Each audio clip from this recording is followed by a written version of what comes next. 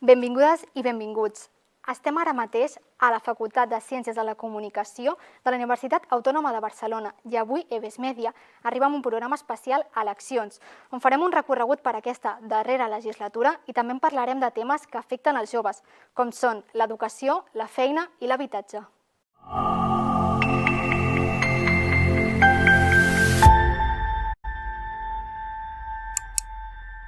En aquest debat, ara mateix tenim amb nosaltres els diferents representants polítics de les forces polítiques que tenen representació dins del Parlament de Catalunya. En total en tenim a 9 representants que, com no podia ser menys, també en són joves, ja que tots en tenen menys de 30 anys. Els tenim posicionats en un ordre que ha sortit fruit d'un sorteig i us els presentarem d'esquerra a dreta, tal com els teniu a les vostres pantalles. Comencem amb l'Anna Satorra, que és número 9 del Partit Demòcrata de Catalunya i del Fòrum Demòcrata. Durant més de 5 anys també ha treballat com a consellera municipal al districte de Sant Andreu. Bona tarda, Anna. Hola, molt bona tarda i moltíssimes gràcies per convidar-me aquí en aquest debat i segurament que serà molt profitós. Moltes gràcies. David Andrés, adjunt provincial de Barcelona de Jóvenes Ciudadanos i fins al 2017 també va ser membre del Parlament Europeu de la Joventut. Bona tarda, David. Igualment, bona tarda. Moltes gràcies per convidar-me i amb moltíssimes ganes de debatre amb tots vosaltres. Pau Morales, número 11 a les llistes d'Esquerra Republicana de Catalunya i militant de Jovent Republicà. També va ser regidor de Vilassar de Dalt del 2015 al 2019. Bona tarda, Pau. Bé, bona tarda. Moltes gràcies també a tothom per ser aquí, aquest projecte, i amb ganes de poder situar propostes pels joves sobre la taula amb els companys i companyes. David González, número 21 de la llista per la demarcació de Barcelona del Partit Socialista de Catalunya, actualment segon tinent d'alcalde de l'Ajuntament de Cerdanyola del Vallès i secretari de la Joventut Socialista de Cerdanyola del Vallès també. Bona tarda, David. Bona tarda i gràcies a tu i a tota l'organització per aquesta oportunitat. Judit Toronjo, número 14 per la demarcació de Barcelona a la llista de Junts al Parlament de Catalunya i secretària general de Joventut Nacionalista de Catalunya. Bona tarda, Judit. Molt bona tarda i moltíssimes gràcies per aquest gran projecte i per poder ser aquí amb la resta d'organitzacions polítiques juvenils parlant i debatent sobre aquells aspectes que ens afecten al nostre dia a dia. Pau Ferran, número 47 a la demarcació de Barcelona del Partit Popular de Catalunya i vicesecretària de les Joventuts del partit. Bona tarda, Pau. Molt bona tarda, moltes gràcies a tots per l'organització i per convidar-nos en aquest debat. Anna Winkelmann, número 26, també per Barcelona, del Partit En Comú Podem i també militant i membre de Confluència Jove. Bona tarda, Anna. Bona tarda. Moltes gràcies per convidar-me a aquest debat i per organitzar-lo també. Mar Empordanès, número 9 a la llista de Barcelona de la CUP, també membre de la CUP Alcaldes de Montbui i militant d'Arran. Bona tarda, Mar. Bona tarda, gràcies per convidar-nos, per donar veu a les joves que sol costar i moltes ganes d'explicar les propostes d'aquest nou cicle per guanyar els drets polítics i socials per la classe treballadora. Doncs moltes gràcies a tots i totes per estar aquí avui amb a la UAB amb nosaltres. I abans de tot anem a explicar-vos com ha donat de si aquesta darrera legislatura.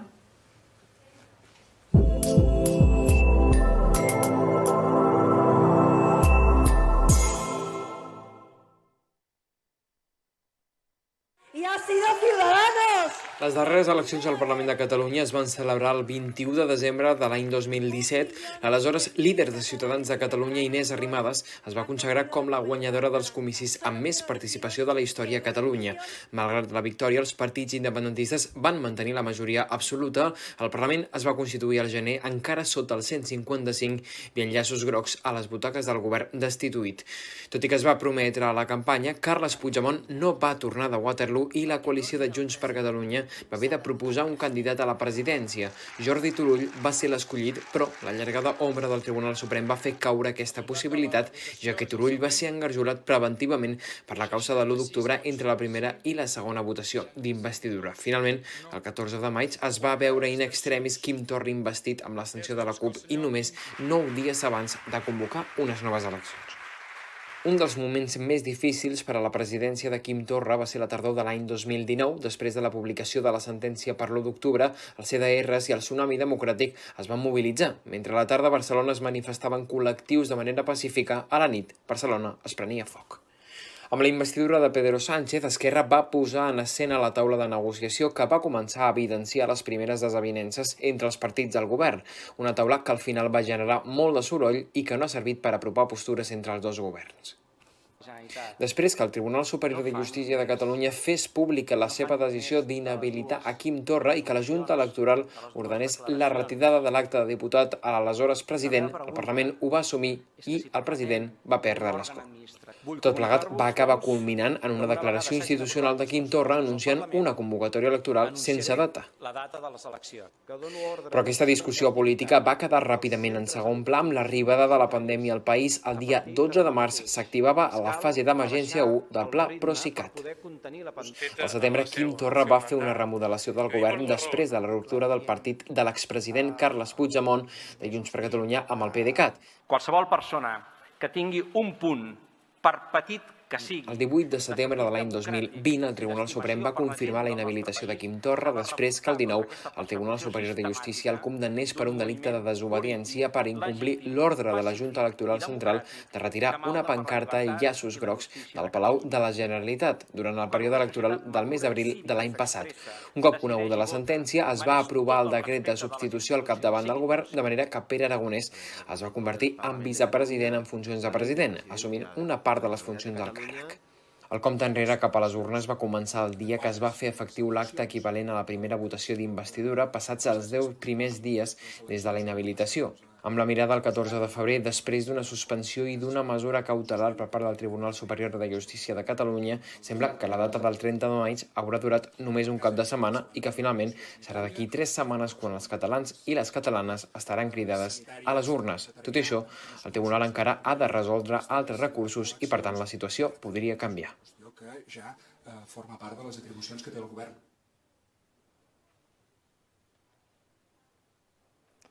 Ja fa un any que es va anunciar que hi hauria eleccions i tot i que el Tribunal Superior de Justícia de Catalunya hagi mantingut provisionalment aquest 14 de febrer com el dia de les eleccions, el govern no té gaire clar, veritat, Pau?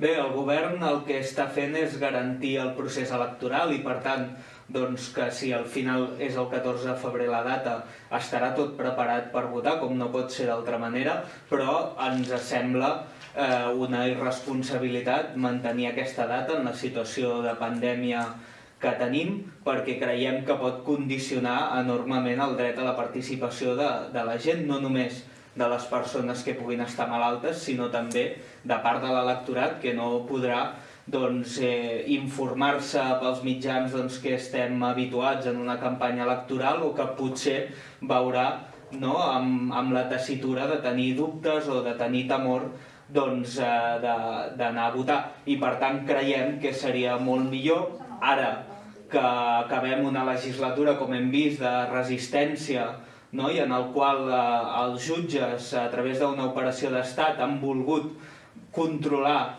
el futur i les decisions polítiques que es prenien a Catalunya, doncs creiem que millor votar en el moment amb les màximes condicions, però en qualsevol cas, allà on hi hagi urnes, les omplirem de vots per la llibertat i per la democràcia. Doncs Esquerra opta per aquest ajornament, però per contra el PSC opta per fer aquestes eleccions el proper 14 de febrer. Primer de tot, en tot cas, per donar compliment al que diuen les sentències judicials, que sempre intentem pensar que en una democràcia s'ha de complir correctament aquest propòsit, no?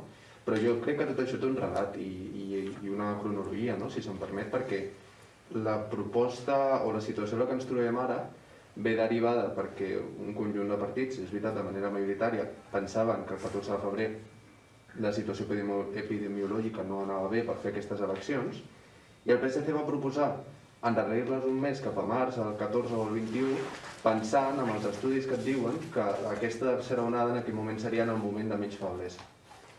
I la proposta per altres opinions, que pot ser moltes opinions, va ser millor el 30 de maig.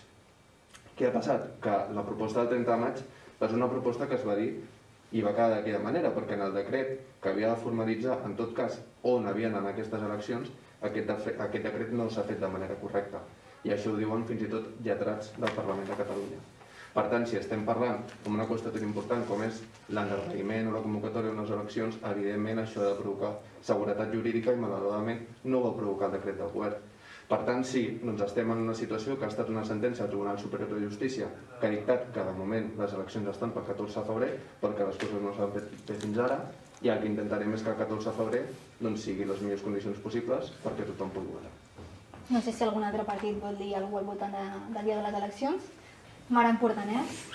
Sí, des de la CUP vam ser les primeres, en efecte, a sortir a dir que els tècnics i els especialistes en la pandèmia ens estaven dient que per salut pública les eleccions s'havien d'ajornar i també per responsabilitat democràtica per garantir el dret de tothom a votar. Tanmateix sí que volem dir que aquí hi havia uns deures que s'havien de fer i que exigim al govern que prengui totes les mesures necessàries perquè es puguin dur a terme les eleccions amb la màxima garantia possible tant de vot com de seguretat. I això tant pel 14 com si finalment s'haguessin de dur a terme més tard. Ara anem amb la Judit Toronjo de Junts.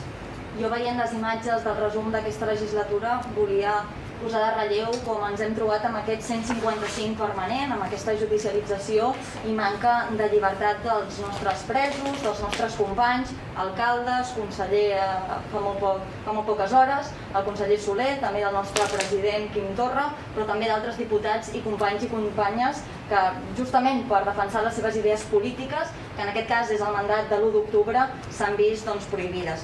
I de nou, el 14 de febrer sembla que el Tribunal Superior de Justícia de Catalunya vol decidir que es faran les eleccions aquells dies sense tenir en compte les mesures sanitàries i amb els protocols que s'havien establert des de la Conselleria de Salut, des de la consellera Vergés i evidentment també tenint en compte el conseller Soler per establir l'estratègia necessària de cara a les properes eleccions i respectar els protocols que ens permetin amb garanties que tots els catalans i catalanes puguin anar a votar aquell dia malgrat tinguin Covid o malgrat es trobin en una situació dificultosa. Y anem amb el David Andrés de Ciudadanos, que també ha pres la palabra. Sí, yo simplemente una cosa muy fácil, ¿no? O sea, la mejor manera de no judicializar la política, la mejor manera de que no intervengan los jueces, es muy fácil, es no cometer delitos. Entonces, si no cometemos delitos, si respetamos las resoluciones judiciales, no va a intervenir la justicia. Es muy sencillo y es tan fácil como esto. Respetar lo que digan los jueces. Y en segundo lugar, respecto al tema de las elecciones, creo que es importante comentar en primer lugar que evidentemente vamos a respetar y deben respetarse las resoluciones judiciales y si el Tribunal Superior de Justicia dice que tiene que ser en febrero, pues serán en febrero. Lo que sí pedimos al Gobierno que ponga en marcha todas las medidas necesarias para que se puedan llevar a cabo con tranquilidad y con seguridad también a nivel sanitaria. Y evidentemente nosotros lo que siempre decimos y creemos que es importante es que las elecciones y la fecha tienen que dirimirse también por criterios técnicos, por criterios sanitarios y en ningún momento por criterios políticos, que es algo que se ha intentado por parte de otros partidos. Passem amb l'Anna Satorra, al PDeCAT. Sí, nosaltres el que creiem des del PDeCAT és que estem en contra de la judicialització de la política i que nosaltres no volem elegir entre salut i democràcia, volem les dues.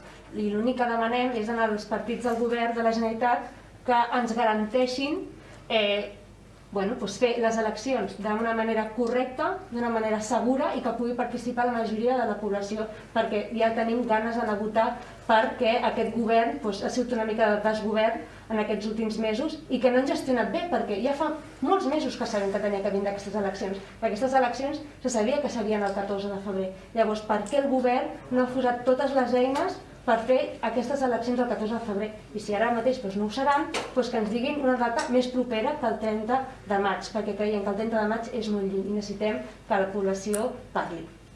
I acabem amb el Pau Ferran, del PP. Sí, jo crec que el que passa amb aquesta convocatòria electoral és la viva imatge del que ha estat aquesta legislatura per part dels partits independentistes de la Generalitat de Catalunya, no? I és una incompetència total i absoluta. Per què? Primer, no han estat capaços d'oferir les eines necessàries perquè es pugui desenvolupar aquest procés electoral amb normalitat i després han intentat fer un decret de mala manera al qual ha hagut de venir el Tribunal Superior de Justícia de Catalunya a tirar-lo enrere. Nosaltres el que farem, i com no podria ser d'una altra manera, és acatar les resolucions judicials, cosa que hi ha altres partits a Catalunya que no fan mai. I ara seguirem aquest debat amb el primer bloc. Parlarem d'educació. I és que aquest curs ha estat marcat per una rebaixa de les taxes universitàries per classes de manera virtual, però per uns exàmens que han sigut de manera presencial.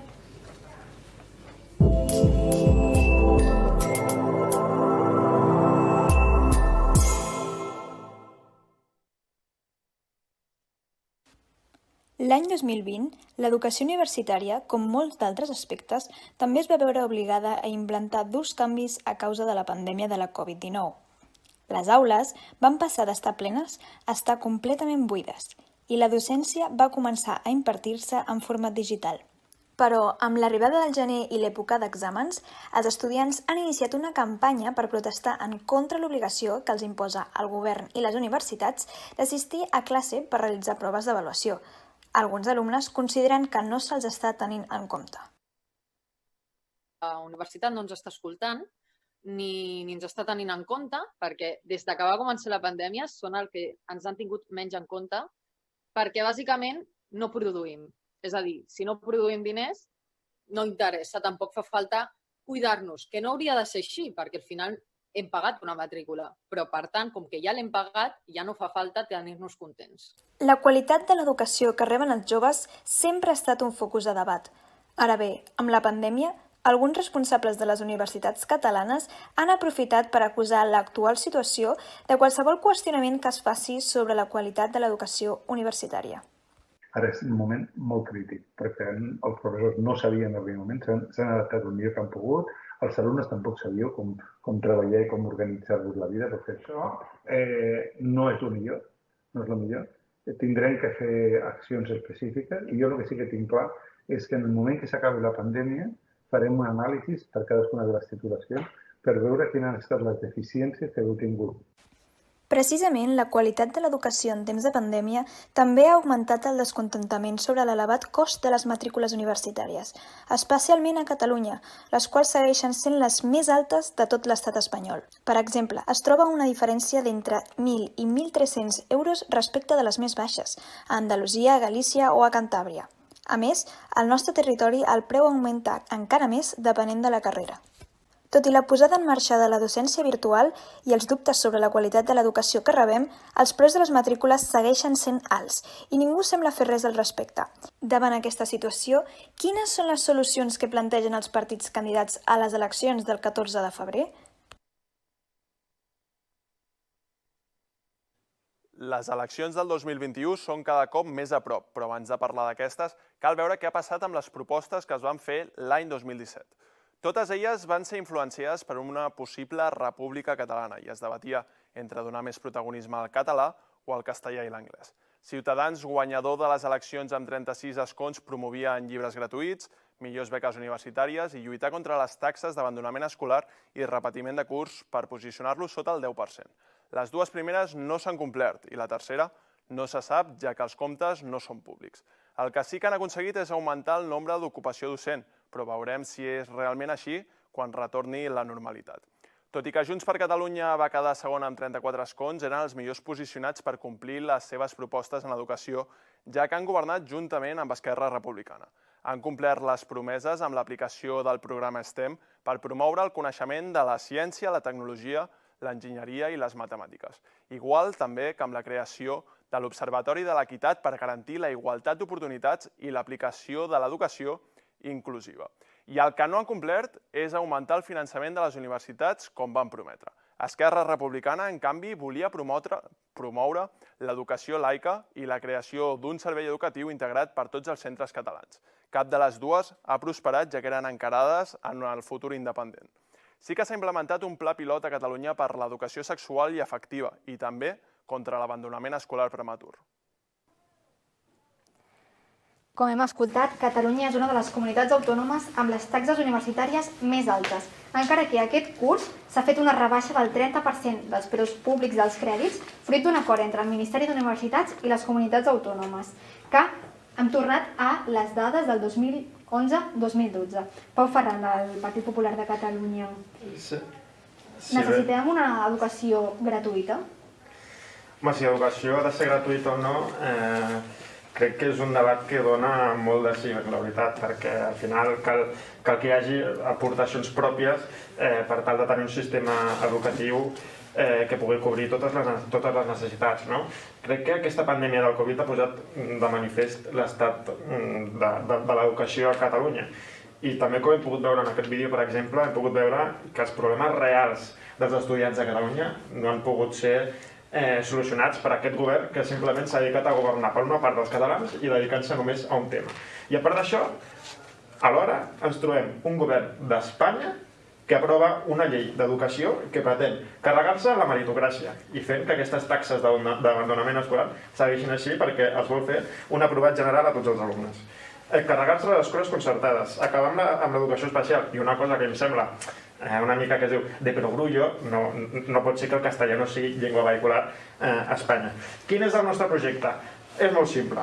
Llibertat educativa, llibertat de centre, llibertat també a l'hora d'escollir el model educatiu. No entenem per què a Catalunya, per exemple, es volen acabar amb les escoles concertades que opten per tenir separació entre els sexes. I una cosa que és fonamental, i com he dit abans, hi ha partits de Catalunya que es neguen a complir les sentències judicials. Volem que es compleixi el 25% de l'educació en castellà, que hi ha diverses sentències del Tribunal Superior de Justícia de Catalunya que així ho indiquen. Jo crec que per al·lusions, les forces del govern, Pau Morales. Sí, bé, res, per part nostra, crec que hi ha tres qüestions en l'educació. Una que és universitats. Venim d'una lluita del moviment estudiantil durant molts anys. Finalment s'ha aconseguit aquesta rebaixa de taxes del 30%, que nosaltres l'entenem com un punt de partida. És a dir, ara hem tornat a la situació inicial, precrisi, i per tant ara el que hem de fer és un model just, equitatiu i igualitari d'accés a la universitat. Una segona qüestió, que és la lluita contra la segregació a l'educació i perquè tothom tingui les mateixes oportunitats. I això vol dir sisena hora, això vol dir escoles obertes en temps de pandèmia, perquè és la millor manera d'assegurar la igualtat d'oportunitats, perquè no podem tornar a aquest temps que estaríem perdent si no, i vol dir també blindar el català perquè tothom tingui l'oportunitat d'aprendre aquesta llengua a l'escola catalana. Això és el que fem i, per tant, no estem en contra que hi hagi escoles, per exemple, que segreguin per sexes, però ni un euro públic, perquè l'educació a Catalunya ha de ser igualitària i també ha de tenir uns valors de coeducació. Per últim, ha impactat de ple la pandèmia de la Covid en un sistema que evidentment tenia unes mancances hereu de l'època de l'austeritat i hereu també de tota una sèrie de necessitats i d'una diversitat i unes dificultats que té el nostre país. I per tant, el que haurem d'aprendre és de tot això, i crec que el clar exemple són les universitats, que a dia d'avui, amb aquesta presencialitat en els exàmens, que creiem que això s'ha de repensar moltíssim, bàsicament perquè s'ha de repensar el mateix model d'examen presencial després d'unes classes teòriques i anar cap a un model que aposti molt més per la igualtat d'oportunitats i per l'aprenentatge en base a projectes i en base als diferents assoliments que es vagin fent per formar ciutadans, que al final és el que nosaltres volem com a republicans. I ara donem el pas a la Judit, de Junts. Doncs bé, jo crec que amb el resum que heu fet vosaltres, des de Junts per Catalunya, però també amb el pacte de govern amb Esquerra Republicana, hem completat gairebé tots els aspectes que posàvem sobre la taula en el nostre programa anterior, el 2017, malgrat que sí que aquesta legislatura ha sigut més curta del que teníem previst. En aquest cas, destacar el pacte contra la segregació, que ha sigut un punt determinant, el pacte nacional del coneixement, també la rebaixa en les taxes universitàries, que ha de veure també durant el temps que aquests tràmits permetin de forma equitativa l'accés a la universitat de les nostres joves i evidentment també ens hem vist durant aquesta legislatura marcats per el context de l'educació amb la llei Celaá, que en aquest cas atempta de nou contra la nostra llengua, contra el català i poder-la vehicular a les nostres aules com a llengua principal i evidentment també sortir amb els coneixements bàsics i necessaris del castellà i d'una tercera i quarta llengua com podrien ser l'anglès, el francès, l'alemany, etc. Creiem necessari de cara a la propera legislatura seguir treballant en aquesta línia, seguir treballant en el pacte contra la segregació, que és essencial, també treballar per seguir lluitant per les escoles públiques i concertades, que sovint s'han vist abandonades o no s'han vist recolzades tot el que requeririen. Recordem que és un 30% de les escoles actuals. Són escoles que identifiquen projectes formatius que hem vist que en l'àmbit de la cohesió social han sigut un model d'èxit al llarg de les darreres dècades. No podem girar l'esquena, per tant, els hem d'ajudar davant d'aquesta situació de pandèmia on han hagut d'aplicar alguns ERTOs i és important ser-hi més que mai al seu costat. Per altra banda, també hem de parlar de l'escola inclusiva i integral. Això condueix a que acabem amb l'aprenentatge de cultures o de religions específiques i fem una societat molt més crítica dels nostres joves, dels nostres adolescents, que tinguin una visió transversal sobre el món i sobre el seu entorn. I evidentment també les proves d'accés a la universitat, les PAU, han de ser gratuïtes, no han de ser pura memorística i han d'incentivar que sigui una avaluació contínua, una avaluació que permeti avaluar el coneixement, les habilitats que s'han obtingut durant aquests 2 anys de batxillerat i evidentment que doti de fonaments crítics com a societat que volem crear entre tots i totes. A nivell de propostes de formació professional i universitats, crec que també és molt interessant seguir treballant per aproximar no només com a sortida la universitat, sinó la formació professional, enriquir-ho a nivell territorial perquè hi hagin grans hubs de coneixement que vagin molt més enllà de les universitats, que s'aproximin al teixit empresarial i productiu de cadascun dels territoris i de fugir d'aquella capitalitat que havíem tingut sempre cap a Barcelona o cap a algunes ciutats de les rodalies de Barcelona i poder crear grans pols de coneixement a altres indrets del territori, a Lleida, a les Terres de Lleida i a tot el nostre país per contribuir a l'economia, per contribuir a fer una societat crítica i que els nostres joves surtin formats i amb ocupació. Vale, estan sortint temes com els exàmens presencials i la llei CELA, que els tractarem d'aquí a una estona y donem la palabra al David Andrés de Ciutadans, que ens l'ha demanat. Sí, yo 3 cosas básicamente. En primer lugar, en tiempos de pandemia, en tiempos de coronavirus, creo que tenemos que garantizar que tanto centros educativos como alumnos tengan los recursos necesarios para poder hacer clase presencial, con medidas de distanciamiento, con mascarilla, con lo que haga falta. Y si las clases tienen que ser, porque lo recomienda la sanidad, de manera online, que puedan tener los recursos también para poder seguirlo. En segundo lugar, creo que tenemos que garantizar en Cataluña una educación de calidad. Ustedes han hablado, desde el gobierno y han hecho una retórica, pero Cataluña, por ejemplo, es la comunidad autónoma de toda España, con más barracones en los colegios. Nosotros proponemos invertir para que dejen de haber barracones y para mejorar estas cifras. 2 propuestas que también han comentado en el vídeo y que creo que son importantes. En primer lugar, libros de texto gratuitos, ¿de acuerdo?, para los alumnos a través de compartir de un servicio de alquiler entre alumnos de diferentes cursos para permitir, y creo que es una cosa que podemos estar bastante de acuerdo todos, para permitir que este gasto que sufren las familias a inicio de curso se vea aminorado. Y en tercer lugar, otra propuesta también, que es escuela infantil gratuita de 0 a 3 años para las familias, que es una cosa en la que no se está invirtiendo. Y en tercer lugar, un tema que creo que es importante, que ha comentado el compañero del Partido Popular, que es el tema de la lengua, ¿no? Al final, la UNESCO dice que es un derecho del niño, educarse en su lengua materna. Las sentencias judiciales dicen que debe ser así, que en Cataluña se eduque en castellano, en catalán y en inglés. El compañero de Esquerra ha comentado que ellos defienden que se estudie el catalán. Evidentemente, nosotros también. Nadie ha dicho que se tenga que estudiar en catalán. Todo lo contrario. Lo único que decimos es que estudie en catalán, en castellano y en inglés, que es lo que marcan las sentencias judiciales, que es lo mejor para los niños y además es el mejor modelo pedagógico para que mejoren en comunicación cuantas más lenguas vehiculares posibles. Y el Partido Popular lo ha comentado, pero me gustaría decirle al Partido Popular, han tenido ustedes mayoría absoluta en España y no han hecho nada, y después sin mayoría absoluta, Ciudadanos, por ejemplo, propusimos instaurar la alta inspección educativa, que es un mecanismo constitucional, un mecanismo de legalidad para poder controlar que esto no suceda en Cataluña, y ustedes no votaron a favor. Así que menos retórica, más cumplir los hechos, y el Partido Socialista ya sabemos y vemos una vez más dónde está situado, que es con los nacionalistas, pactando que no se estudie en castellano en Cataluña, cuando tenía una alternativa, que era pactar con Ciudadanos y garantizar medidas de calidad para mejorar la educación. Ustedes escogieron a sus socios, a los partidos independentistas, cuando podían haber pactado con nosotros. Ara anem amb el Pau Ferran. Amb l'educació succeeix com amb tantes i tantes altres competències que té la Generalitat de Catalunya i que no aplica, no? El tema no és qui té la competència, com deia el company de Ciutadans. El problema no és que la competència la tingui la Generalitat de Catalunya o la tingui el govern d'Espanya. La qüestió està a què es fa amb aquesta competència. I el que succeeix a Catalunya és que s'incompleix una vegada i una altra la llei. I, entre d'altres coses, però també per haver proclamat la República i no sé quantes coses més, es va haver d'aplicar un 155 a Catalunya per intentar retornar la normalitat a Catalunya. Però bé, actualment el govern d'Espanya tampoc és que estigui fent res per garantir l'educació en castellà en Catalunya. I a mi m'agradaria dir una cosa, no? I és que a Catalunya, per molt que es digui, hi ha 2 llengües pròpies, el català i el castellà. Tan propi de Catalunya i tan català és el castellà com el català.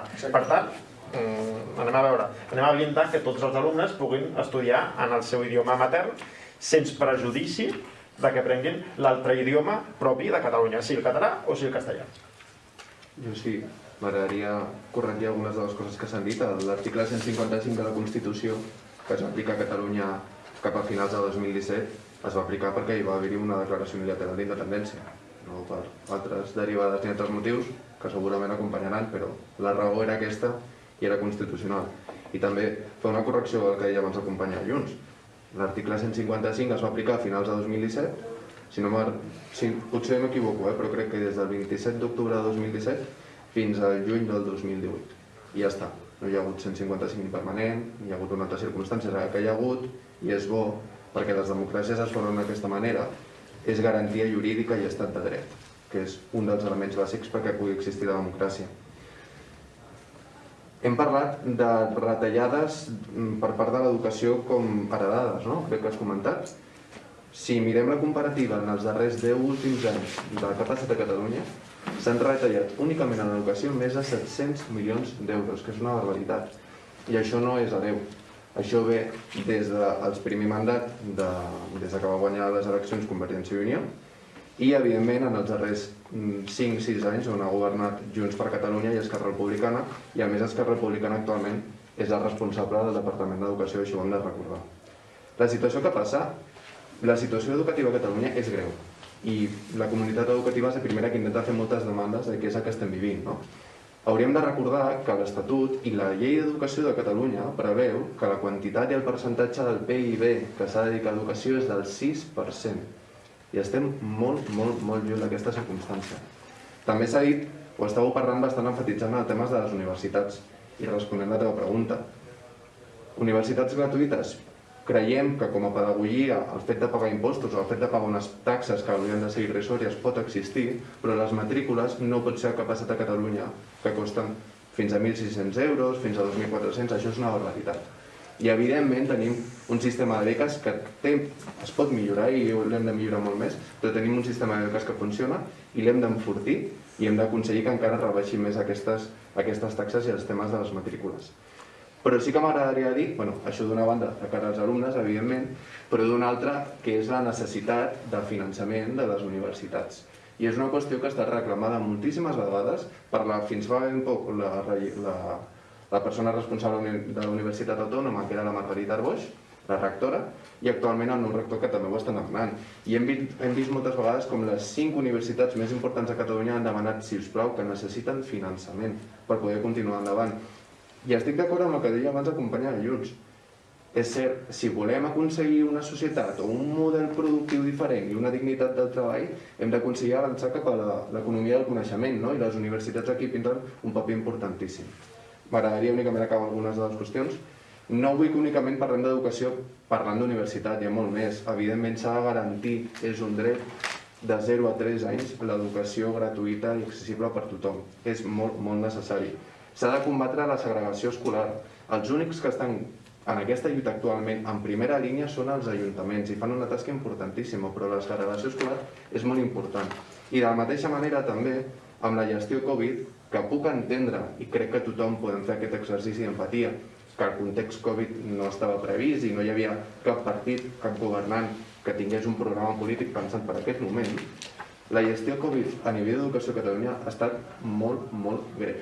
I encara a dia d'avui, quan portem 10 mesos de pandèmia, únicament han arribat al 5% dels dispositius electrònics als alumnes sense recursos, als alumnes amb necessitats. Això és gestió Covid i això és responsabilitat del Govern de la Generalitat i del Departament d'Educació d'Esquerra Republicana. Ara per al·lusions i també després seguirem amb la ronda de preguntes, però aprofito que parlarem amb el Pau Morales també per demanar-li que aprofunditzi en el tema dels exàmens presencials, ja que aquí, justament a la Universitat Autònoma de Barcelona, hi ha hagut molt de resó a les xarxes perquè hem fet classes en modalitat virtual i de cop hem tingut exàmens presencials en una situació de pandèmia una mica greu. Exacte, és a dir, nosaltres d'alguna manera ens hem adherit a les reivindicacions que va fer, em sembla que era Fem-la Pública, sobre la presencialitat dels exàmens, i el que creiem és que, per dir-ho en positiu, hem d'apostar cap a models com el que es va fer amb l'educació en el lleure aquest estiu. És a dir, seure'ns, anar a fer mesures quirúrgiques, buscar quines són les maneres de poder arribar a un equilibri per assegurar el procés educatiu i alhora després no haver de trobar-nos amb les situacions que ens hem trobat, no? amb aquests exàmens finals de quadrimestre. I per tant, el que creiem és això, no? És a dir, ens hi hem de posar molt més. Aquí, evidentment, un repte és del govern, també les universitats, de tothom, no? Ens hi hem de posar i fer-ho molt millor del que ho hem fet totalment. Jo m'agradaria, contestar una mica perquè tothom... Sí, si pot ser de manera ràpida, Pau, que tenim poc temps en el bloc. Parla sobre el govern de la Generalitat, que està mantenint els principals serveis públics bàsics d'aquest país amb els recursos que té i amb la situació que té i amb una pressió judicial a sobre. El gran exemple és el conseller que ha d'organitzar les eleccions, que l'inhabiliten, quan la mateixa acusació que se li fa ha caigut en uns altres 700 casos. Per tant... Vale, Pau, mira, perdona que et talli, però vull que tant en Comú Podem com la CUP com PDeCAT puguin fer una intervenció de 10 segons i tallem el bloc. 10 segons jo voldria una miqueta més perquè els companys han parlat molt més i rèplica i tot. Jo voldria reconèixer la gestió que va fer la consellera Chacón, la nostra candidata quan va ser consellera d'Empresa i Coneixement, que és la que va aconseguir reduir les taxes universitàries al 30% i l'aprovació del Pacte Nacional de la Societat del Coneixement. Vull dir, això és molt important de reconèixer el paper d'ella com a consellera. A les problemàtiques actuals que ens trobem, l'abandonament escolar que a vegades va reduint, però és evident que això s'ha d'anar millorant. El tema de la dificultat de l'accés dels joves al mercat laboral i les condicions que ens troben els joves, l'engranatge, el poc engranatge entre la sortida quan estan estudiant els joves i després quan surten al mercat laboral. Vull dir, aquest engranatge, per això nosaltres apostem per la formació dual.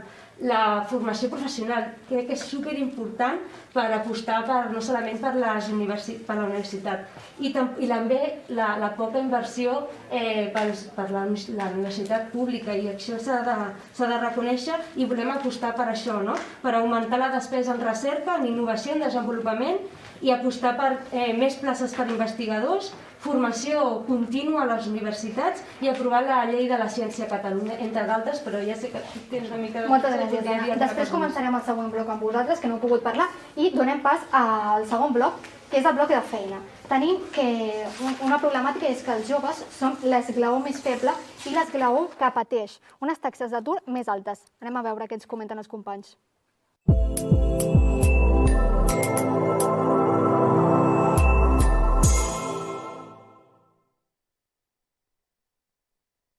4 de cada 10 treballadors de Catalunya tenen condicions laborals precàries, segons dades de la UGT. Un treball es considera precari quan els ingressos obtinguts estan per sota dels 1.000 euros al mes per 14 pagues i no assegura el compliment dels drets humans laborals. Els joves són l'esglaó més feble dins del mercat laboral. Són el segment de la població que pateix les taxes d'atur més altes. Segons l'Institut d'Estadística de Catalunya, un 34% de la població juvenil està en atur actualment. Els treballs temporals i els contractes precaris i mal remunerats representen la realitat dels joves catalans. Però com que el fet de, com els joves estem buscant feina i diners, al final és com que acceptem situacions que no hauríem d'acceptar. Ens emportem les feines més precàries, més temporals, sense contractes, perquè no tenim experiència, perquè tampoc en podem tenir. Llavors, això crec que ens està afectant més. Ja que quan entres al món del treball el que solen fer és com explotar-te d'alguna manera amb sous molt baixos, però esperem que a mesura que passi el temps es vagi millorant això, perquè crec que els joves al final som el futur. Els joves reclamen millors condicions i garanties de treball per poder assegurar el seu futur. Sindicats com Comissions Obreres ofereixen representació als joves i defensen la igualtat entre treballadors. Que tinguin unes condicions normals, no diferents pel fet de ser joves i que bàsicament sí que existeixin unes polítiques que incentivin aquesta entrada de les persones joves que tinguin recorregut. No que sigui de ben aprendre este oficio no te va a servir para nada. En el context actual, és fonamental enfortir les polítiques actives d'ocupació. El Parlament de Catalunya insta el govern a prioritzar el programa de garantia juvenil adoptat pel Consell Europeu per garantir que tots els joves menors de 26 anys rebin una oferta de treball digne. Millorar les condicions en el treball i reforçar la productivitat són alguns objectius per evitar la precarietat laboral.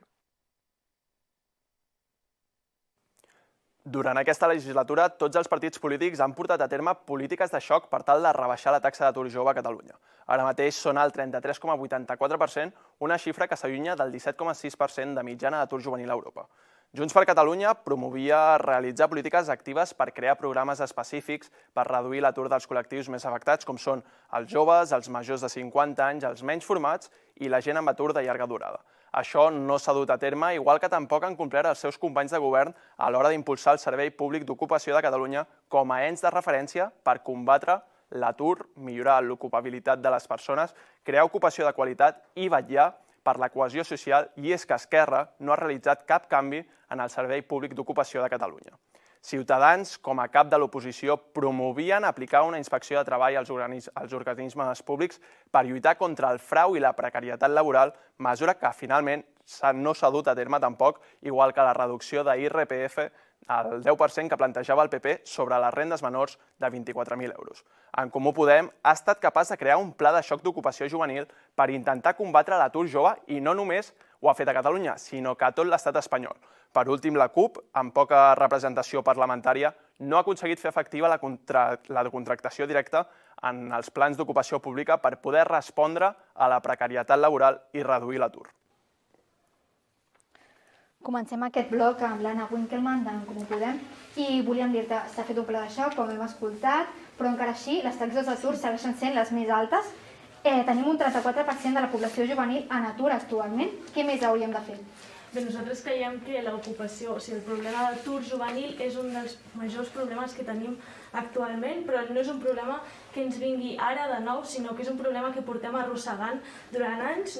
El treball del jovent és un treball precari, té unes retribucions molt dolentes i a més té una temporalitat molt elevada. La passada crisi econòmica vam patir la mala gestió del Partit Popular amb la reforma laboral també, i que la mateixa ministra de Treball també va tildar el moviment a l'exterior, que quan els joves intentaven buscar un futur millor i s'anaven cap a uns altres països. Nosaltres no volem tenir un país sense joventut ni joves sense futur. Vale, anem amb el PP per una mica d'al·lusions.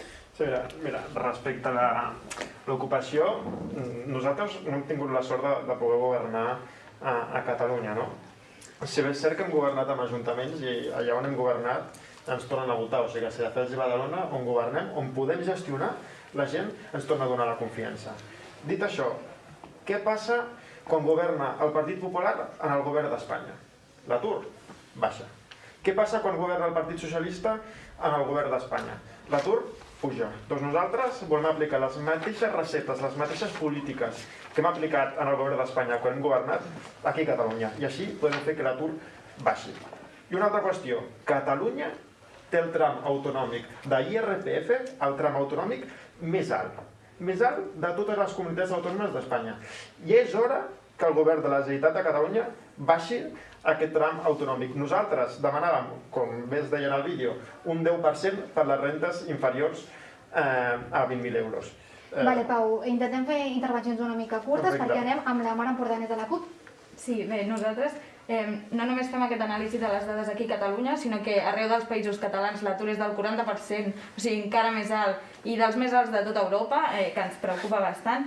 I també analitzem, arran d'aquesta situació, que potser focalitzar-nos tant en el turisme com a sector econòmic a promoure, com bé dèiem ja feia anys, no era tan estratègic com semblava. El que nosaltres proposem és un pla de reindustrialització per produir aquí, produir a casa nostra, segons les necessitats del nostre territori, que també tingui una perspectiva ecològica de la petjada que això deixa en el nostre territori. I d'altra banda plantegem la creació d'un estatut de les treballadores als països catalans, perquè creiem que els drets sindicals s'han de promoure, s'ha de fer una nova llei de drets sindicals i que hem d'acabar amb tot tipus de contracte temporal, falsos contractes d'hora i servei, quan en realitat s'estan cobrint places que són fixes i permanents. I, per exemple, vam intentar promoure durant aquesta legislatura una nova llei per regular la situació de 90.000 treballadors del sector públic que estan donant a terme tasques permanents i fixes perquè després de 3 anys de contractes temporals poguessin regular les seves condicions i equiparar els seus drets als funcionaris estables, però, per exemple, aquí no vam trobar la complicitat del govern de Junts per Catalunya i Esquerra Republicana. Molt bé, no sé si Junts i Esquerra Republicana volien dir alguna cosa. Pau? Sí, més a nivell propositiu, és a dir, nosaltres creiem que en el combat contra la precarietat, que al final és el principal repte que tenim a dia d'avui als països catalans, doncs el que hem de fer és acabar amb les pràctiques no remunerades, com una primera mesura, que hem de seguir amb el salari català de referència i que per tant cal que pugi el salari mínim a Catalunya. Nosaltres, amb l'estudi que es va fer des de vicepresidència, encapçalada per en Pere Aragonès, doncs vam establir que entorn de 1.250-1.300 euros mensuals seria el que realment caldria a Catalunya com a salari mínim, i és el que s'està intentant aplicar a partir de la concertació, perquè no tenim més competències, igual que també cal ampliar la renda garantida de ciutadania, perquè si tenim uns drets socials blindats, doncs això també evitarà que la gent es vegi forçada a situacions de precarietat. Molt bé, Pau, doncs anem amb la Judit, sisplau. Doncs jo en aquesta línia també volia destacar com el context en el que ens veiem abocats molt joves s'ha reduït en un 10% aquesta situació de baixada en picat de la renda dels nostres joves, de les noves generacions, i és important que apliquem mesures de política activa que ens permetin evitar aquestes pràctiques, aquestes beques que han sigut precàries en molts casos i que s'han vist canviades per posicions de treball remunerat i amb unes altres condicions del que hi hauria en el mercat laboral. Els joves no se'ns pot utilitzar, els joves hem de tenir unes garanties de qualitat en el nostre espai de treball, i és per això que nosaltres apostem, com deia anteriorment, per grans hubs tecnològics, grans hubs de coneixement territorialitzats, el retorn de molts dels estudiants que han anat a Barcelona o que han anat a l'exterior, que puguin tornar al seu municipi, que puguin tornar al seu territori, que puguin fer efectiu el seu projecte de vida propi amb oportunitats en el seu espai, i evidentment també incentivar les startups, els emprenedors que tenim, que molts són joves i que a vegades no tenen les condicions necessàries ni els ajuts necessaris per poder realizar aquests projectes. Anem amb el David Antes de Ciudadanos. Sí, muchas gracias. Yo creo que todos coincidimos en que este es un problema bastante grave, ¿no? Y sobre todo la precariedad laboral, el paro en los jóvenes. Varias medidas que creo que pueden ayudar. En primer lugar, bajar los impuestos, ¿no? El compañero del Partido Popular lo comentaba. El IRPF en Cataluña es el más alto, pero especialmente el más alto para las rentas más bajas. Es decir, son las rentas más bajas son las que pagan más de toda España, con lo cual también proponemos una bajada de impuestos, IRPF, impuestos de sucesiones, entre otros. En segundo lugar, para aquellos catalanes y aquellos jóvenes que viven en la pobreza, tenemos que tomar medidas especiales y especialmente para ellos, ¿no? Proponemos, y lo llevamos en el programa electoral, medidas de garantía alimentaria, una tarjeta social única de prepago que pueden ayudar a aquellos jóvenes que desgraciadamente están y viven bajo la pobreza. Y luego dos colectivos que creo que son importantes y que tenemos que comentar. En primer lugar, los emprendedores, aquellos jóvenes que se arriesgan, que deciden tener una idea, una startup, una iniciativa y deciden crear empleo, crear trabajo, crear economía. Apoyo hacia ellos. Yo tuve el honor de presentar, por ejemplo, una medida en el Partido Político Europeo Liberal ALDE, que es una red europea de talento digital joven para que aquellos programadores, expertos digitales que buscan trabajo puedan tenerlo y puedan encontrarlo, y los emprendedores puedan encontrarles ahí. Y una segunda medida que es más centros de coworking. Y finalmente, acabo con esto, los autónomos creemos que también son un colectivo que se ha visto muy desfavorecido. Vimos esa ayuda, ¿no? A los autónomos que tuvieron que entrar en la página web de la Generalitat, algunos la página web se colapsó, era como una tómbola, ¿no? Que si no entrabas pronto a la página web te quedabas sin ayuda. Apoyo hacia ellos y sobre todo bajarles la cuota, porque también están sufriendo las consecuencias de la pandemia. En definitiva, medidas para todos los catalanes y medidas para acabar con este problema. Vale, doncs aprofito que aquesta ronda també s'està llarga i de la mateixa manera que heu introduït també els autònoms, introduir el que serien les dones, que el col·lectiu de les dones ha patit una davallada més gran de l'ocupació que els homes, i també per així introduïm en aquesta ronda que seguirem amb l'Anna Satorra del PDeCAT. Sí, jo voldria posar a palès la situació econòmica, la crisi econòmica que va derivar des de fa uns anys, la situació de crisi de salaris mínims, precarització laboral pels joves i les joves de Catalunya, inestabilitat a la feina que patim els joves i les joves de Catalunya, i això què porta? Una dependència de l'economia familiar, de la família, a l'entorn familiar, també una inestabilitat crònica que porta l'emancipació juvenil, costa moltíssim d'independitzar-se i crear un projecte de vida propi, i això ens perjudica a tots i a totes les joves. A aquesta situació volem posar diverses propostes. Entre elles, i també amb el tema en perspectiva de gènere, seria impulsar formació més tecnològica cap a les dones, perquè estem veient que les formacions i els espais laborals tecnològics tenen uns salaris més dignes i llavors hem d'impulsar i que les dones també s'incentivissin per aquests espais tecnològics. Vale, també doncs voldríem Anna, fer anem amb el impulsar PSC. formació dual i la contractació de professors a la universitat amb salaris més dignes. Moltes gràcies, Anna. David, digue'ns. Intento ser ràpid. 3 propostes. La primera, un canvi i una aposta contundent per la FP dual. També com a model i com a impuls per canviar el model productiu que tenim com a país i sobretot per no que ens veiem sempre dedicats a una dependència excessiva del turisme, que és el que no pot ser. Segon, un pla de reindustrialització, perquè a més Catalunya és de tradició industrial i la indústria és la que pot generar riquesa i la que pot canviar aquest model productiu. I en tercer lloc, fer ús dels plans de reactivació econòmica europea, fer-los ús com a palanca de les transformacions pendents que tenim com a societat, que són 2 i que ens poden ajudar precisament en els temes d'ocupació, que un és la transformació digital i la transformació energètica i ecològica.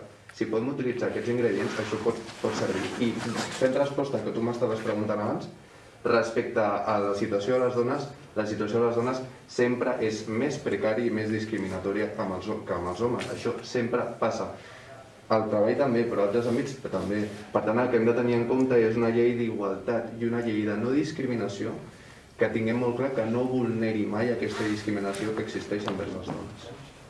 Doncs ara anem amb la Mona Pordanès de la CUP. Sí, bé, nosaltres volíem recordar que més o menys tothom ha passat per governs i sembla que té petites solucions, però ningú les ha acabat donant a terme, no? Llavors, fa ara just 100 anys que guanyàvem la jornada laboral de 8 hores, doncs nosaltres proposem una jornada setmanal de 30 hores, creiem que això permet que treballem menys però que puguem treballar totes, que dediquem menys hores al nostre horari laboral però que puguem repartir i generar més llocs de treball per tothom i a més pensem que això ha d'anar acompanyat de la creació d'una banca pública que permeti que cap empresa viable quedi fora i hagi de fer fora els seus treballadors perquè no funciona pels interessos dels mercats, sinó que nosaltres puguem decidir aquesta banca pública on inverteix segons les necessitats del nostre país, del nostre territori i d'altra banda, sobretot, creiem també que a través de la nacionalització dels sectors estratègics i de certes empreses estratègiques del nostre país és una manera de garantir llocs de feina i a més llocs de feina de qualitat. Doncs tornem amb el PP, que ha demanat la paraula. Sí, molt breu. La formació professional dual, impulsada pel govern de Mariano Rajoy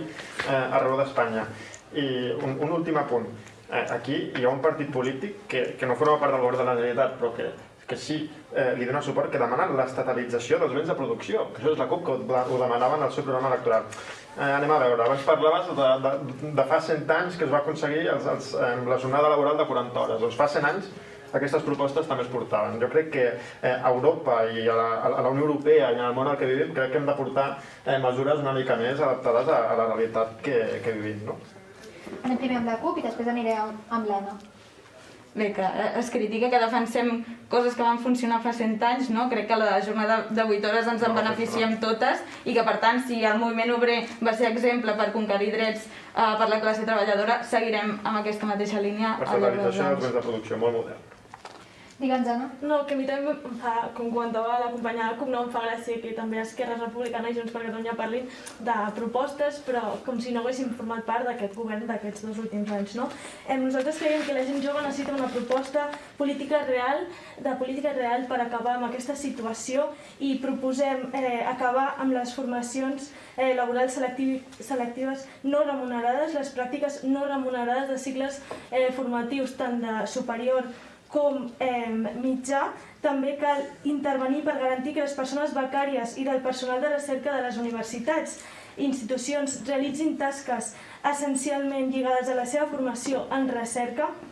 També cal crear un pla de retorn que faciliti totes aquelles persones joves que van marxar durant l'anterior crisi cal que tornin i cal que tornin amb una proposta de feina. I també cal aplicar de forma completa i estructural el programa de garantia juvenil que actualment s'està utilitzant com una proposta de maquillatge i no està funcionant realment com hauria de fer. Doncs donem pas tant a Esquerra com a Junts. Breument, Les idees des del Pau. S'ha fet referència al tema de la igualtat, crec que és un dels deures pendents que tenim i que hem de posar de relleu de cara a la propera legislatura.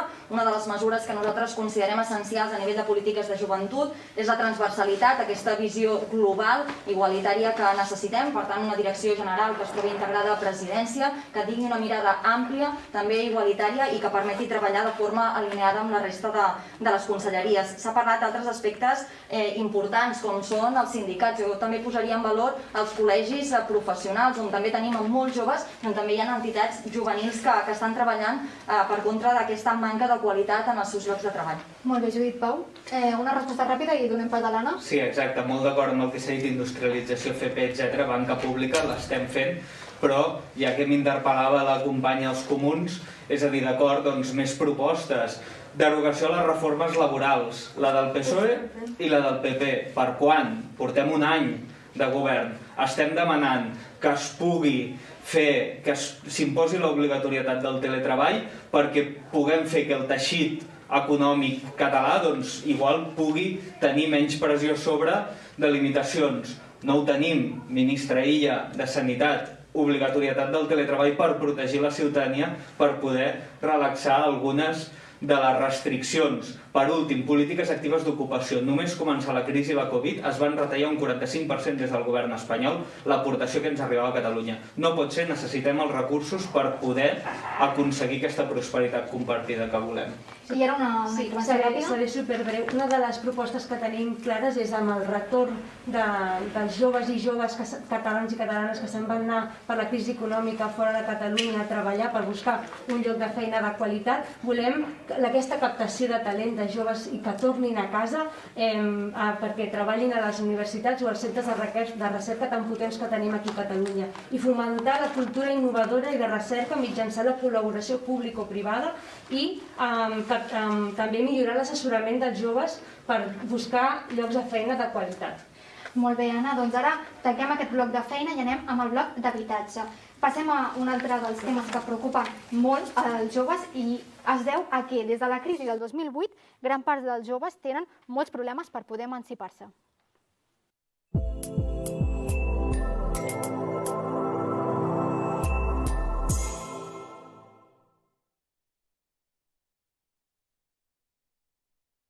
Independitzar-se de casa s'ha tornat cada cop més difícil. La problemàtica es remunta a la crisi de 2008, que va comportar una disminució salarial i una inflació dels preus dels habitatges. Aquests preus han anat variant des de llavors, però els joves segueixen havent de fer front a un mercat d'habitatge inaccessible per les seves condicions econòmiques. Actualment, l'edat d'emancipació és als 29 anys, degut a que al sortir al món laboral es troben amb feines precàries i sous baixos. A l'hora de començar els estudis universitaris, molts joves es veuen forçats a marxar de casa per poder viure més a prop del seu centre d'estudis, com és el cas de Míriam Triay, que s'ha hagut de mudar a la vila universitària de la UAB des de primer de carrera. A la vila, la Míriam comparteix habitació. Afirma que l'estat dels pisos no és com hauria de ser.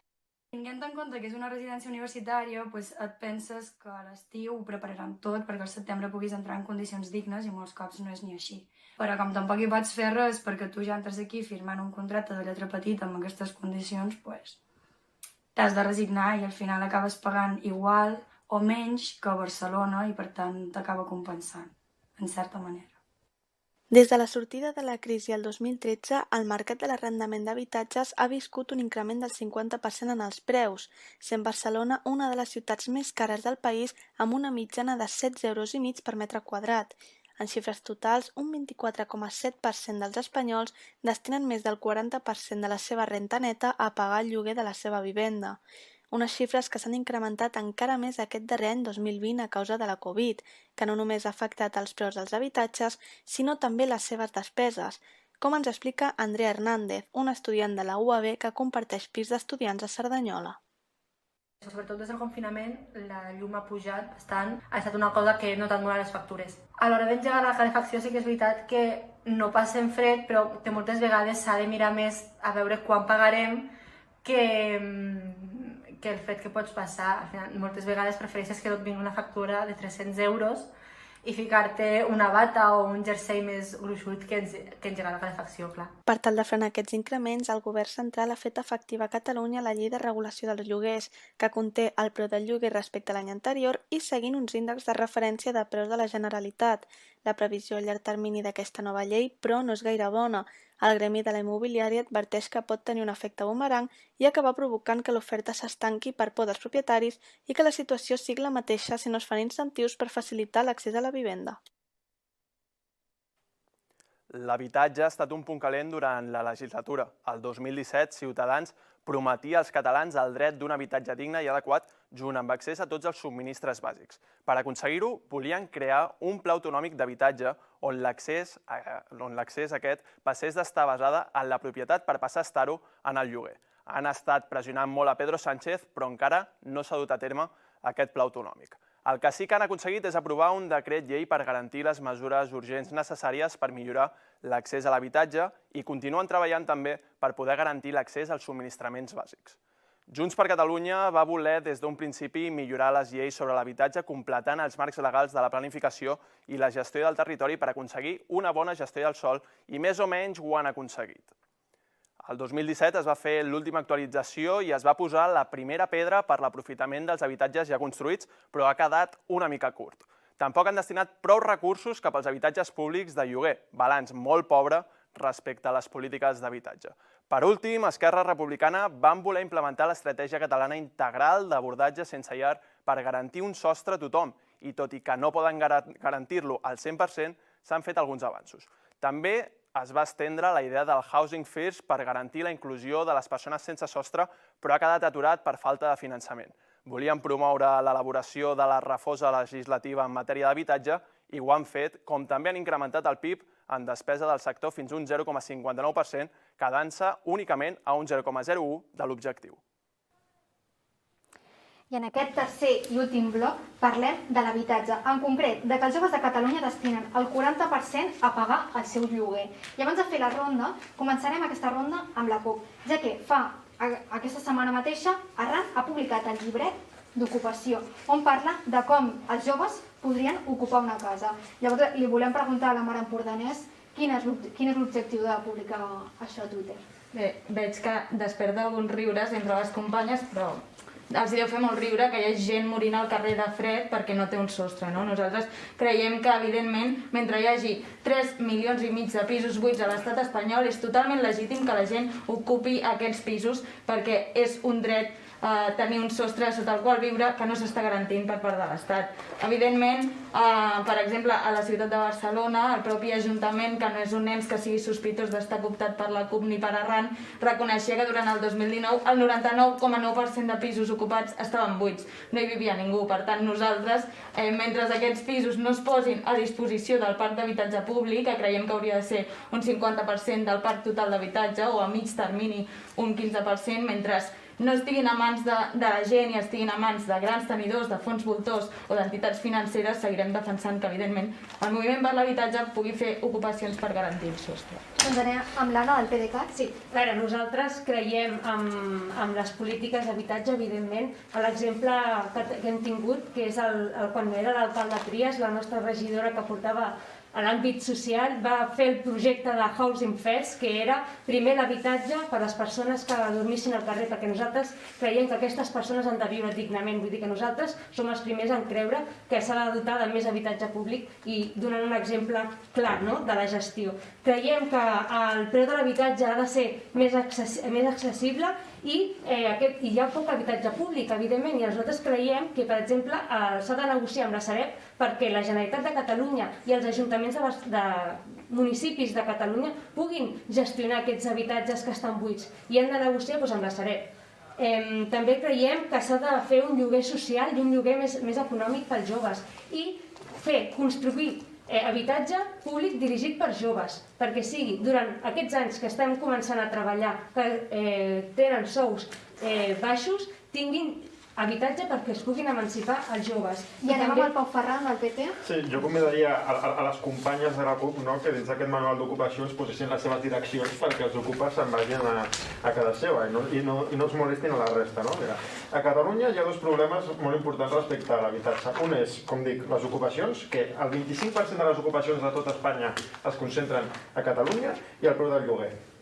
Nosaltres què volem? Defensar la propietat privada. Hem presentat una llei antiocupació al Congrés dels Diputats que es basa de moltes propostes, però dues de molt simples. És que els ocupes no es puguin empadronar als municipis i que es puguin produir desallotjaments express en 24 o 48 hores per si a tu t'ocupen la casa poder treure els ocupes de casa teva.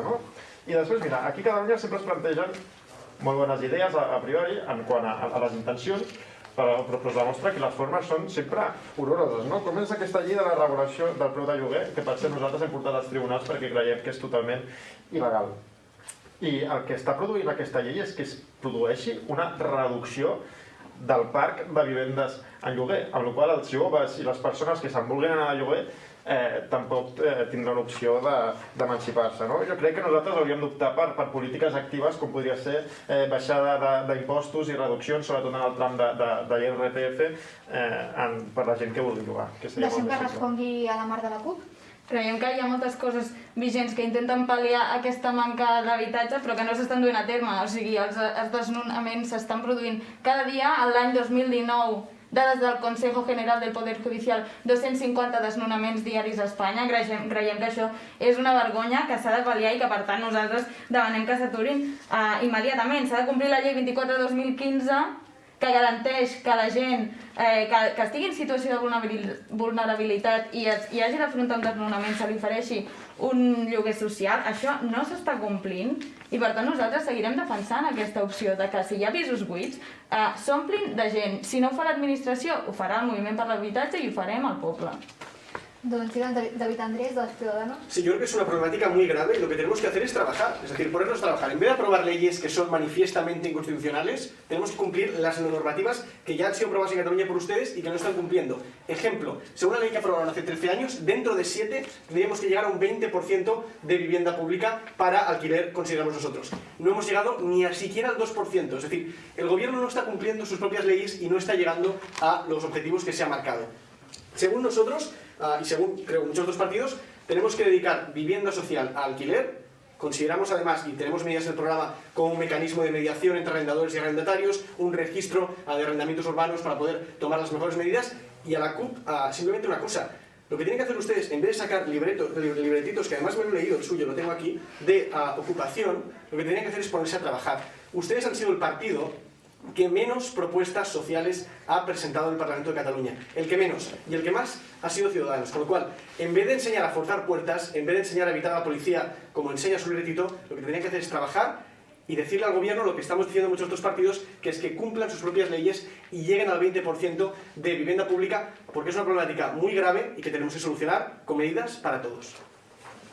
Marc, pots respondre. Bé, només diria que nosaltres traslladem les nostres propostes a les institucions i fem molta feina, però també hem sigut molt conscients de les limitacions que tenen aquestes institucions i, per tant, fem encara més feina als moviments socials i als carrers, donant totes les eines que necessitin per garantir els drets que precisament l'administració no els està garantint. Potser deixem ara el llibret d'ocupació de banda i seguim amb propostes centrades a l'habitatge als joves i anem amb el Pau Morales i després anirem en Comú Podem. Bé, molt ràpidament, a mi gairebé diria que em fa gràcia, no?, amb la que està caient pobresa energètica, gent que no pot pagar el lloguer, els joves que no es poden emancipar ni somiant, i que el principal problema aquí de la dreta espanyolista sigui el llibret d'una organització juvenil.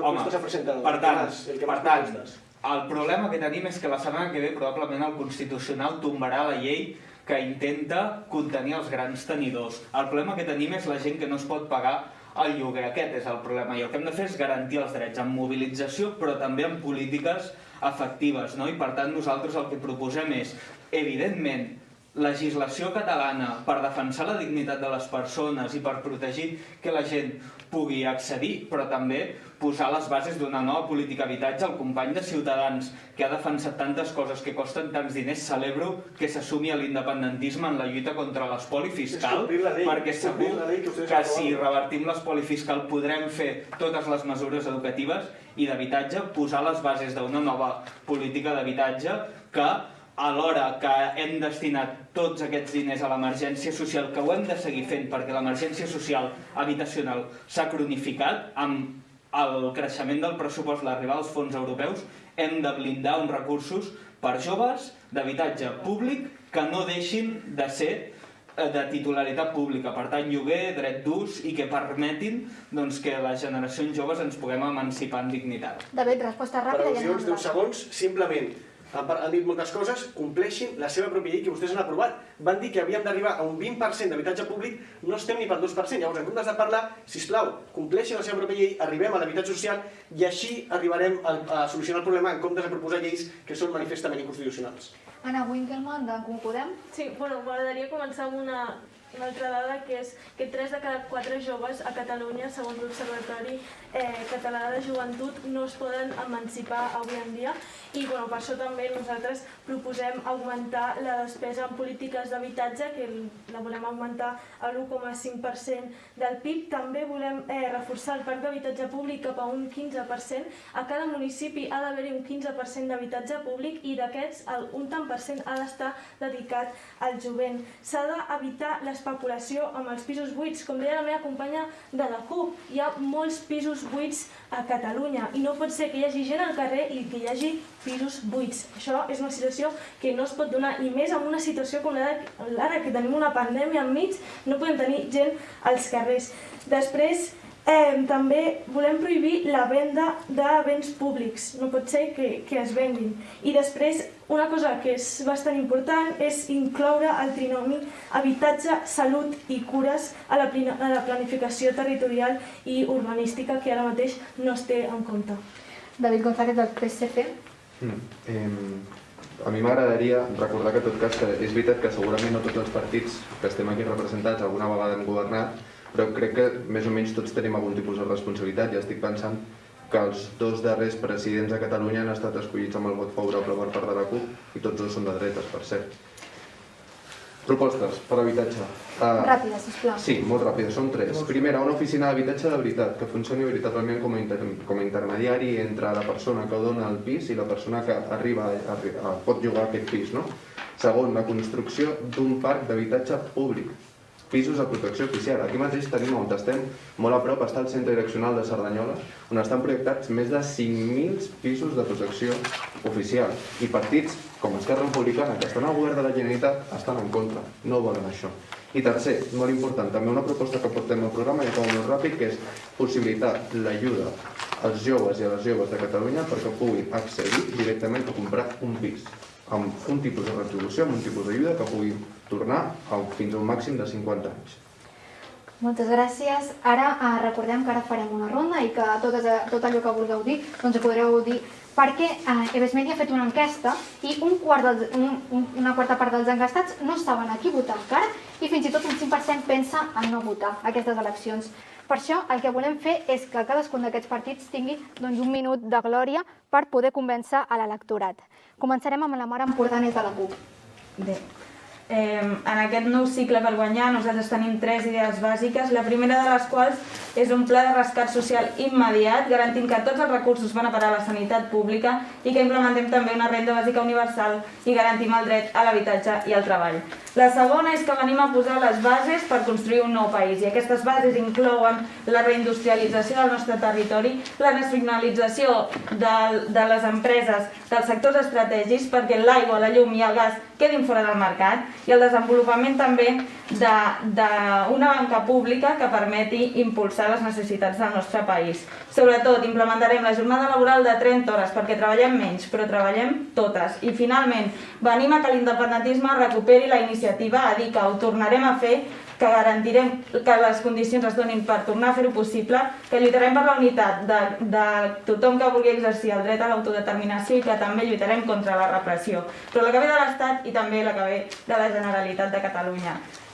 Farem de la independència la clau per garantir els drets socials i polítics per un futur digne de la classe treballadora. Anna Winkelmann, d'en Comú Podem. Bé, doncs aquestes properes eleccions al Parlament de Catalunya són molt importants per obrir una nova etapa, un un canvi a Catalunya. El govern d'Esquerra Republicana i de Junts per Catalunya està esgotat i no paren de demostrar la seva incapacitat. El canvi que Catalunya necessita passa per tancar els blocs actuals i l'únic partit que ho garantitza és En Comú Podem. Si és veritat que Esquerra planteja un pacte Frankenstein, nosaltres no pactarem amb la dreta, ni espanyola ni catalana.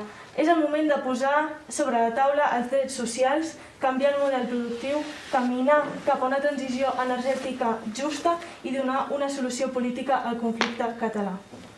Pau Ferran, del PP de Catalunya. Sí, nosaltres ens presentem en aquestes eleccions, com bé diu el nostre lema, per sumar per Catalunya. Creiem que Catalunya ha de deixar davant d'aquesta etapa de bàndols, de divisió, i hem de passar a una etapa de suma, d'unió, i on ens puguem entendre tots els catalans, no?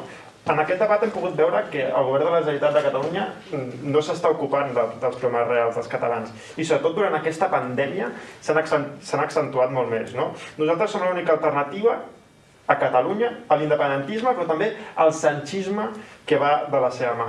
Per això jo us demano a tots que en aquestes eleccions ens hi juguem moltíssim i hem de tenir una mica de sentit comú, no? I crec que hem de sumar per Catalunya i fer aquest esforç i votar el Partit Popular d'una vegada per totes. Lluís Toronjo, de Junts. La joventut catalana ha de poder creure en un projecte de vida propi que hem vist darrerament amb l'arribada de la Covid i amb les conseqüències de la passada crisi del 2008, com no s'ha fet possible. És important que des de Junts per Catalunya siguem també la veu de les joves del nostre país, la veu de totes aquelles persones que vulguin estudiar, que vulguin anar a la universitat, vulguin tenir un recorregut en l'àmbit de l'ocupació i s'han vist mancades d'una oportunitat que els permeti fer aquest projecte de vida propi. Evidentment, nosaltres també volem seguir treballant per l'habitatge, per aquesta precarització constant, impulsar una renda de suport a l'emancipació, una visió global del que són les polítiques públiques de l'àmbit de la joventut, per tal que siguin transversals, per tal que la Direcció General de Joventut passi a la presidència i tingui una mirada llarga, una mirada de futur que englobi totes les conselleries i permeti avançar en els nostres reptes de país. Evidentment, també Junts per Catalunya vol seguir treballant per la independència de Catalunya i per la llibertat dels nostres companys que s'han vist privats. David González, del PSC. En el moment en què estem actualment, el que necessitem és bona gestió i tenim molt en compte quin és l'escenari que segurament s'obrirà, i és que l'escenari post-Covid-19 en el que ens trobarem necessita d'una reactivació econòmica importantíssima. Jo crec que ha quedat molt clar, no únicament per aquest debat, sinó per el funcionament de tot el mandat, que Catalunya no pot tornar una altra vegada a tenir un govern independentista, perquè aquest mandat ha deixat palès precisament que amb els governs independentistes dels darrers anys Catalunya ha perdut cohesió social, ha perdut benestar, ha perdut empreses i ha perdut riquesa. I això no pot continuar així. De la mateixa manera, el que tampoc podem fer o esperar és que el canvi arribi de la mà del Partit Popular o Ciutadans, perquè ni estan ni se desespera, i quan estan, a més, pacten amb Vox. Per tant, l'única oportunitat que tenim aquí és precisament que Salvador Illa pugui ser el nou president de la Generalitat i pugui portar un canvi a Catalunya, la Catalunya que parla, que no crida i que vetgi pel seu futur. Pau Morales, d'Esquerra Republicana de Catalunya. Bé, ens havien dit que si fèiem els deures, si estudiàvem, si treballàvem, tindríem una bona feina i tindríem oportunitats. Ens havien dit també que vivíem en una democràcia i el que hem descobert és precarietat estructural, emergència habitacional i un estat que només se'n recorda dels joves per reprimir-nos igual que han fet amb els nostres líders polítics i socials. I per tant, aquí la proposta d'Esquerra Republicana no és altra que assumir totes les responsabilitats possibles per liderar aquest país, que volem que els joves siguin protagonistes no només del futur de llibertat que perseguim en forma república, sinó també d'aquest present que ja vivim, que ja patim, que no podem deixar a ningú enrere, que patim una pandèmia que ens ha aïllat i que ha fet aflorar les desigualtats que ja hi havia al nostre país, i per tant el que cal és cosir-lo, és abraçar tothom, és no deixar a ningú enrere i sobretot no renunciar a cap esperança de llibertat, perquè hem d'aprofitar totes les oportunitats nosaltres que som aquells independentistes que volem guanyar precisament per no triar entre una millor vida o la independència, sinó que defensant els drets socials guanyarem també la República Catalana. Desde Ciudadanos nos presentamos a estas elecciones con un objetivo muy claro: ser la alternativa al gobierno independentista que llevamos años teniendo en Cataluña. Ganamos las elecciones el pasado 21 de diciembre del año 2017 y hemos trabajado en esta legislatura siendo el partido que más propuestas económicas y sociales hemos presentado, trabajando para todos los catalanes, para el conjunto de la población catalana. Hemos debatido en el día de hoy propuestas de juventud y celebro que muchos de los partidos que estamos aquí representados, de un lado y del otro, coincidimos en el diagnóstico y coincidimos en muchas de las soluciones. El problema es que los partidos independentistas están empeñados en insistir en su vía rupturista y están invirtiendo en mecanismos y en medidas que no son beneficiosas para los catalanes, en medidas que no cumplen lo que dicen en campaña electoral. En definitiva, nosotros nos presentamos como alternativa, como un partido que tiene claro que no va a pactar con los independentistas, que va a trabajar para que haya un gobierno constitucionalista en Cataluña y trabajar en definitiva para todos los catalanes ganando estas elecciones. Ana Satorra, del PDeCAT. Sí. Moltíssimes gràcies. Des del PDeCAT som una formació independentista, però no volem elegir entre independència, salut o bona gestió. Volem les tres alhora. Volem un govern que gestioni bé, que sobretot en aquesta situació de crisi econòmica i social i sanitària volem gestionar bé i no volem també elegir solament independència i gestió, sinó que volem les dues. En aquesta situació, els joves i les joves de Catalunya tenim que elegir un partit que es dediqui a treballar per solucionar els problemes dels catalans i les catalanes, com és l'emancipació, és l'habitatge social i no solament dedicar-se a ocupar pisos buits, sinó que hi ha propostes com és la recaptació i gestió de pisos buits de la Sareb o la col·laboració público-privada amb entitats que puguin construir pisos per l'habitatge de protecció oficial pels joves.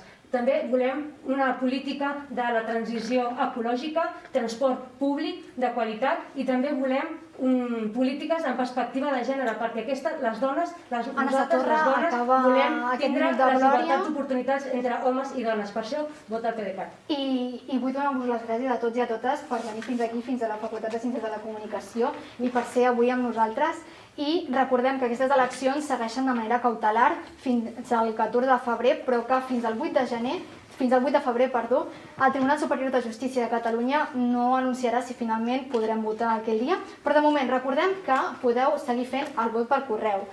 I amb aquest programa especial també s'acomiada aquesta temporada de Ves Media. Volem donar-vos les gràcies també a vosaltres, els espectadors, i a totes les persones que han fet possible que aquest programa es pugui fer realitat. Us volem recordar que durant les properes hores aquest programa especial segueix tant a les xarxes socials com a la web. I ha estat un plaer informar-vos. Us volem donar un bon cap de setmana i us recordem que us cuideu.